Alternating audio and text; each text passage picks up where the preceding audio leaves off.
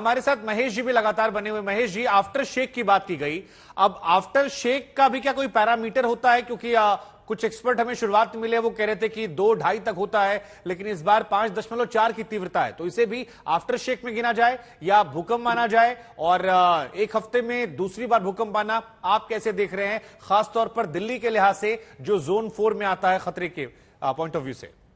देखिए शुभंकर, ये जो भूकंप आ रहा है, ये दूसरा जो भूकंप है 5.8 5.4 इंटेंसिटी का। तो ये आफ्टर शॉक नहीं है, ये दूसरा नया भूकंप है। इससे पहले जो 6.3 आया था, तो क्या होता है कि अगर मैग्नीट्यूड 5 से 6 यानी कि रिक्टर स्केल पर एक नंबर बढ़ता है, तो इसका मतलब है कि 10 गुना ज्यादा बड़ा भूकंप है वो। तो इसको हम कह सकते हैं कि पहले वाला भूकंप काफी बड़ा था। और ये जो हिंदू कुश से लेकर के अरुणाचल प्रदेश तक जो जोन है पूरी, ये सिस्मिक जोन 4 और 5 में आती है। यहाँ पर दो प्लेटें हैं, यानी कि प्लेट टेक्टोनिक्स के हिसाब से अगर देखा जाए तो 9 बड़ी बड़ी प्लेट हैं जो पूरे ग्लोब के लिथोस्फीयर के ऊपर तैर रही हैं।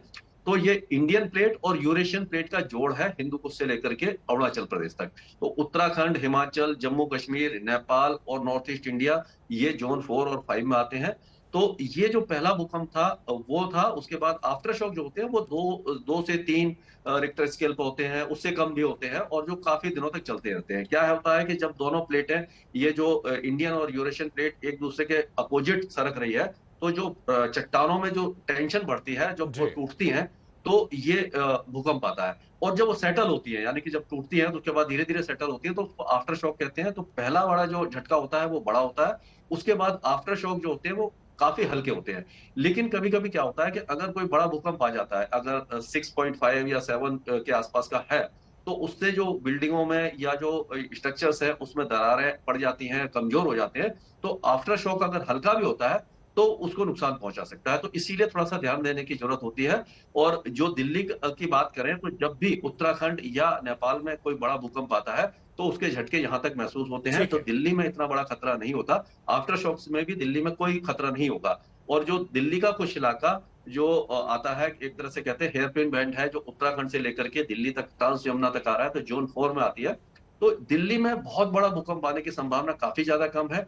लेकिन अगर उत्तराखंड में 7 या 7 से ऊपर का अगर भूकंप आएगा, तो दिल्ली में भी काफी उसका असर देखने को मिल सकता ठीक है। है। जी। कृष्णा मित्र जी हमारे साथ हैं। सर, आपको पूरा देश आज तक के माध्यम से आपको सुनकर समझना चाहता है, क्योंकि आप डिजास्टर मैनेजमेंट एक्सपर्ट हैं, और भूकंप के झटके जब आते हैं तो उससे बचाव कैसे किया जाए, सबसे पहला सवाल यही होता है। क्योंकि दिल्ली एनसीआर में बड़ी बड़ी बिल्डिंगें हैं, तमाम एक्सपर्ट्स कह रहे हैं कि अगर 5वें फ्लोर तक है तो आप नीचे उतर आके आ सकते हैं सीढ़ियों से, लेकिन जो 25 माले पर है, 30 माले पर है, वो कैसे सुरक्षित रखे? और ऐसे जब लगातार 2 झटके आ चुके बीते एक हफ्ते में, तो जब आप लोग एक्टिव थे तो कैसे तैयारियां करते थे आप लोग?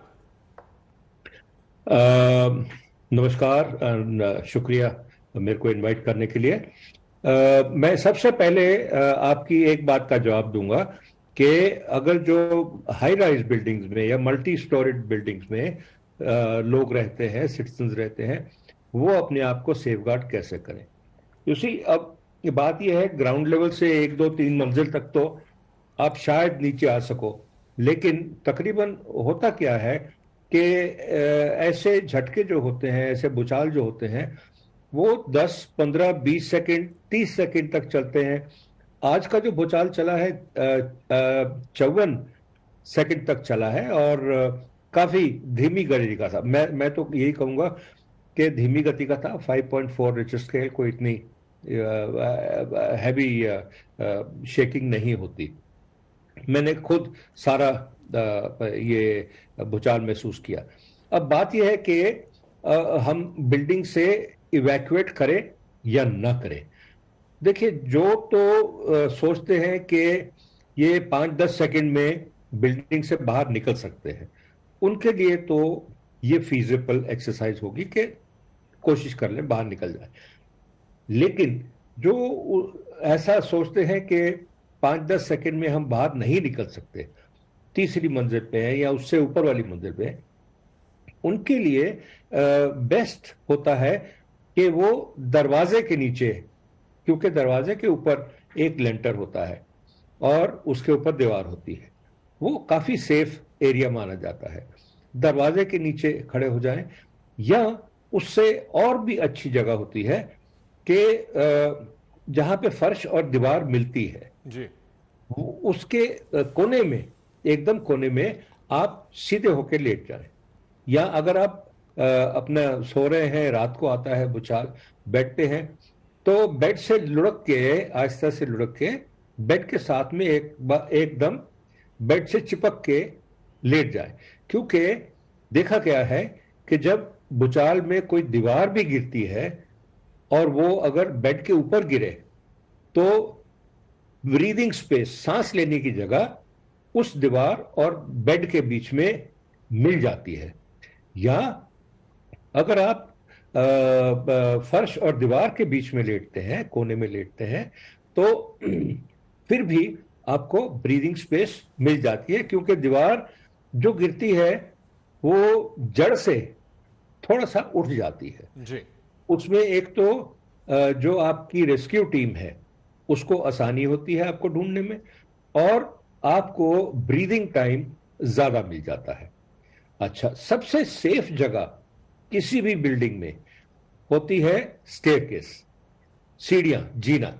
जो जीना होता है, ये देखिए, एक तो कितना बड़ा जीना है उस पर डिपेंड करता है, लेकिन नॉर्मल जो जीने होते हैं वो 4 कॉलम्स पे खड़े होते हैं, और सभी स्टेप्स जो हैं वो आरसीसी की बनी होती हैं।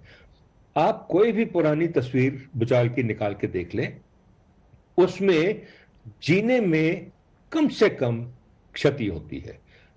और जीना मेरे लिहाज से एक बहुत सेफ जगह है।